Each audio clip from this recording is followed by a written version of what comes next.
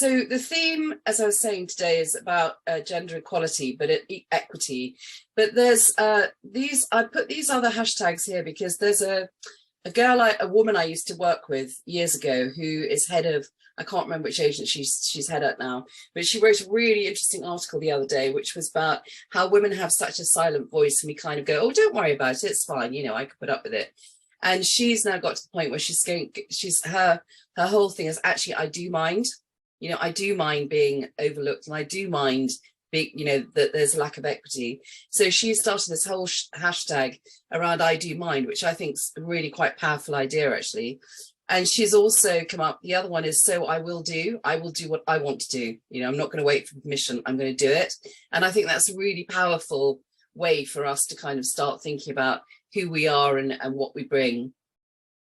And so this is, you know, the digital, it's embrace equity. And I think we're so far away from equity still, you know, in terms of salary, in terms of childcare, in terms of everything. The only thing that I think is changing, and that's why I think it's going to be really, really interesting to hear how you've all moved from your jobs and what you kind of gained from it, is that I think with AI and digital and the whole hybrid working, and down here in Brighton, you know, they've been doing the 4-day week, and everybody is into the 4-day week, and so that will remain. So that's really going to change the way that we kind of live our lives.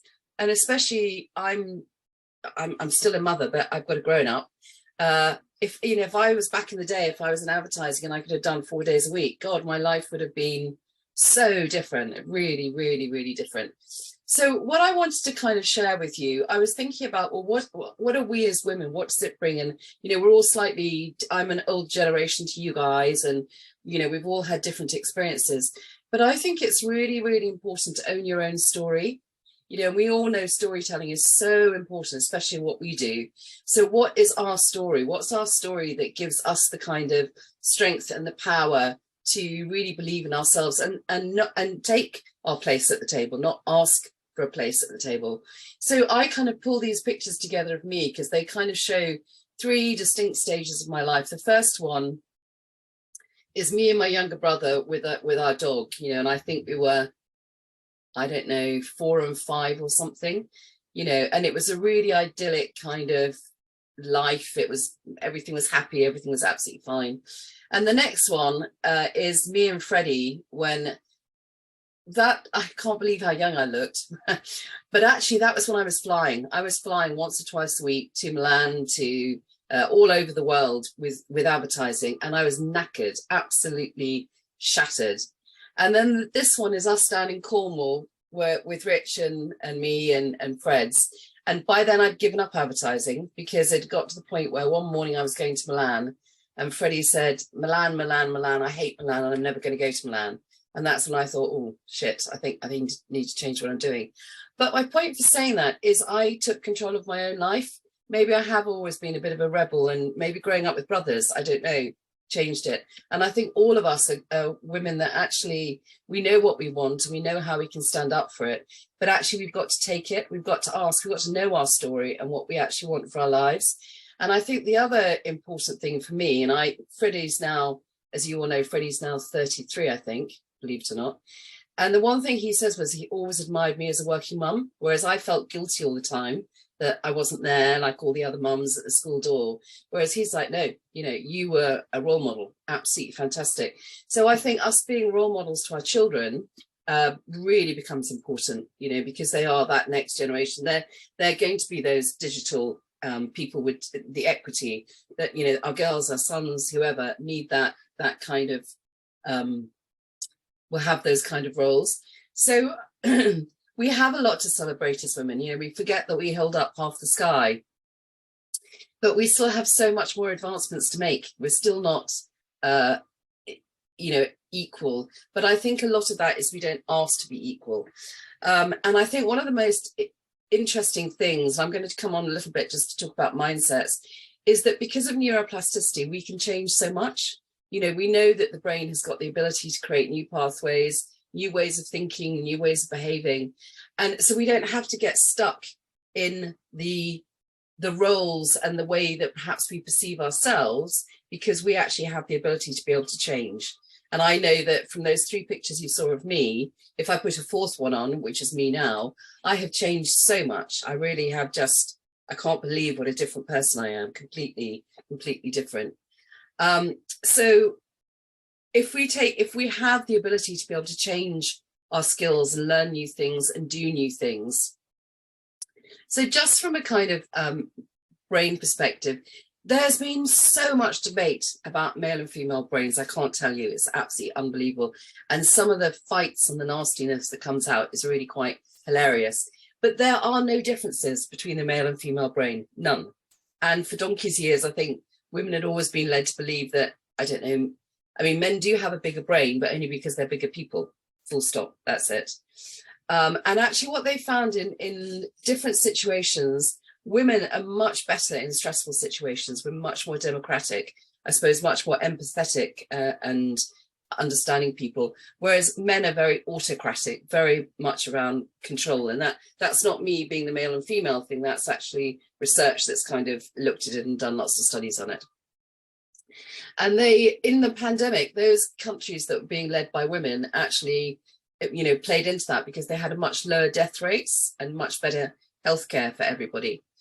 And they did, Harvard Business Review did some research amongst 454 men and 366 women, and women came out as the positive role models and leaders. So they were seen by people as being better leaders. And, specifically, women are acknowledged for their engagement levels, communication, collaboration, relationships.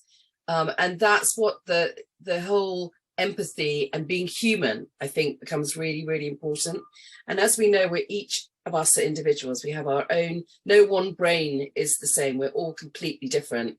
And I think when we talk about digital and the future and AI, we need these brains that are more feminine, that can are more human, because that's how our world is going to change. Robots are going to take us over, and they're going to do the kind of cognitive bit, if you want, the more mechanistic piece, whereas we're actually here to be the humans and to care for people and to develop ideas and ideation and problem solve and all those things that actually AI can't do. It can't ideate, so that's the human bit. They can't even map the human brain, so there's no way that they're going to be able to create it for an AI. Just won't happen for a long time. So our brains are so important about everything that we do. And the new way, I think, of looking at brains, and there's so much research being done on this at the moment, is that actually you need to look at gender as kind of mosaic, that you will have some people that are have masculine traits and some people who have more feminine traits. So there's not really, because of history and biases and everything else, it's been very demarcated between you're a male, you're a female. But actually research and science is showing that's not true. It's completely different. Perhaps us living down here in Brighton, we've probably noticed that more than perhaps the rest of the country because of the way that we all live down here. So it's very multi-dimensional. It's neither male nor female. And actually the physiology of our brains, there is no difference in the structure. They're exactly the same. So the brain, we know, is an incredible complex organ, and we as women have this, or as more feminine, have an advantage because of our whole better resiliency, more emotive. But also what that means is that we're much better creatively and in terms of learning and shaping our communities in the future. So we have a lot to kind of to offer, but which perhaps we don't appreciate really. Well, I'm sure we don't appreciate it. But what they found, as I've said before, that in 2023, 75 million, it ranges between 73 million and 93 million, but who's quibbling over those figures? But it will create 110 new jobs, which is phenomenal, really. And what they found with research for women is that we're less risk tolerance. We anticipate negative consequences. We think about what's going to happen. We're rated much higher on social and interpersonal skills. So the whole theory of mind, of us trying to work out what somebody else is thinking and how they're reacting, is something that's a very feminine skill, and we're higher at mentalizing and subtle business cues. So in business meetings or when we're with anyone, we're much better at picking up those subtleties, those body movements, tone of voice, all that kind of stuff. And when you think about it, that's kind of makes so much sense, really, because that's been, you know, you hear people talking about fight or flight. And actually, there's another one which is called tend and befriend. So when women were in danger, and obviously they'd be the ones looking after the kids, they would befriend their enemy. And that's a very feminine thing to do, because you're protecting the children, you're protecting, and we don't have the kind of physical strength that perhaps the people who are attacking us do have. So we have so many wonderful things going for us that I don't think we, I think historically people have said they were weak, but actually we now know that it's all these softer skills which are really the future. Now they've done research, and this is a really, really controversial piece of research, because what it shows is the blue brain is a male brain, a female brain, sorry, and it looks like it's a web. It's all connected. And the second brain in the orange is a male brain, and it's just jumping across the two hemispheres. Now, and I've read some of the papers on them, and a whole bunch of male scientists will say, oh, that shows the differences. You know, women, their brains communicate all over the place. Men are much more linear and they jump all over. And there's a wonderful woman called Dr. She wrote The Gendered Brain. I can't remember her name at the moment. And she went into all this research, and there is no difference. But it's wonderful how these kind of fMRI scans and all the things that they do will find tiny, tiny differences and then really blow them up to be significant when actually they're not significant at all. But I think it is true to say that as women, we're much more around building communities and webs and relationships, you know, which comes with the empathy, and, you know, it's a real advantage for who we are. So how can we as women kind of look after ourselves and grow and develop, and remembering that there's been so much research recently around aging and actually how to age well, and that actually our cognitive skills get better as we age, as opposed to us all thinking that they actually get worse. They don't. So the first thing is that if we embrace lifelong learning, and what happens with learning is you're actually producing new neurons in the brain. So it's called neurogenesis, and you're giving birth to these. The more you learn, the more you're growing your hippocampus, which is where memories are stored, and actually you're protecting yourself really from old age, and you're much more cognitively aware. The second one is challenging your brain, learning new things, as I was saying, all the time. So I'm not boasting about myself, but in lockdown I learned the piano because I really wanted to challenge my brain and see what it can do. So doing puzzles, I have another client who I work with, and she had, funny enough, what you were talking about, she's just joined a new job. She's now a COO, I think. And I've worked with her a long, long time. And she does puzzles once a week. She has a women's group, and they all get together and they all bring their knitting, or they bring their puzzles and a bottle of wine, and just sit there as a community, exercising their brains and what they're doing, which I think is a fabulous idea. And then just building your resilience. So exercise, the research coming out on exercise is absolutely phenomenal at the moment about how it protects our resilience. It's so good for our cardiovascular, it's good for brain growth, it's good for, and it's not that you have to do a huge amount of it. I think it was just half an hour a week or something like that. It's not a massive amount to actually kind of protect your brain health and your body health. But also you've got things like mindfulness and us just being, I think as women, we're very, very hard on ourselves. Guilt plays a big role in everything that we do. And actually, what is guilt? The times I felt guilty, and you look back on it and you're like, well, what was that all about? All I ever did was hurt myself, really.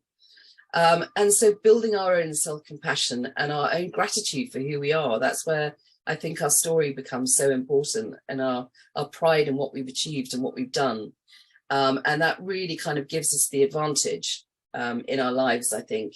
So, you know, we know that life can be tough, but actually we've got a wonderful way of riding the storm, if you want, or riding the waves over it, to kind of achieve and be the role models that we want to be in our world.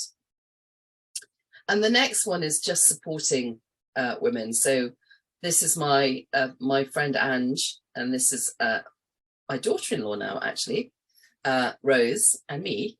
And, you know, having those friendships, obviously they can see, those who know me, the glass of wine is always there.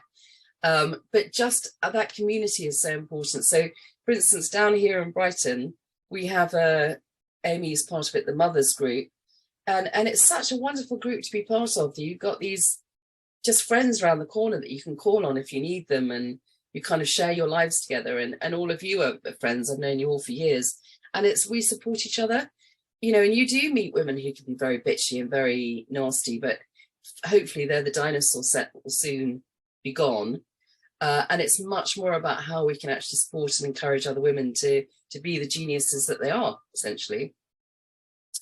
So the one thing I wanted to just kind of touch on is what I've called the bias dagger, is our mindsets are all about our beliefs. So our mindsets are our way of thinking, our beliefs, our philosophies of life, reflecting what we think and feel. But as we know with the brain, that the brain is actually molding and changing all the time. So we can easily change our mindsets. My research, when I did my master's, was all around changing mindsets, and they can actually be changed very, very quickly. If you're given a new piece of evidence over something that you believed, it can shift, the brain will shift, because you can direct it to where you want it to go. That's the beauty of the brain. And what's sad, but I suppose encouraging, is Kantar, which in this last year, 2022, did a study, and Kantar's it's owned by WPP, it's the big research company. And they studied the world's perceptions of women and men and their suitability to lead. And what the study actually found was, and I'm not sure that I believe it, that they felt that women's acceptance to lead was actually sliding backwards. And what they found was that typically women earn 83% of a man's salary. Women are half as likely as men to get promoted in the first 5 years of parenthood. 1 million women have left due to the menopause. And in 2022, only 15% of Fortune 500 CEOs were women. Now, I find this really quite interesting, because given what I do and the people that I work with, typically the women this year that I've been working with, all of them have had massive pay rises, because, you know, within companies at the moment, it's very much about needing to keep that talent.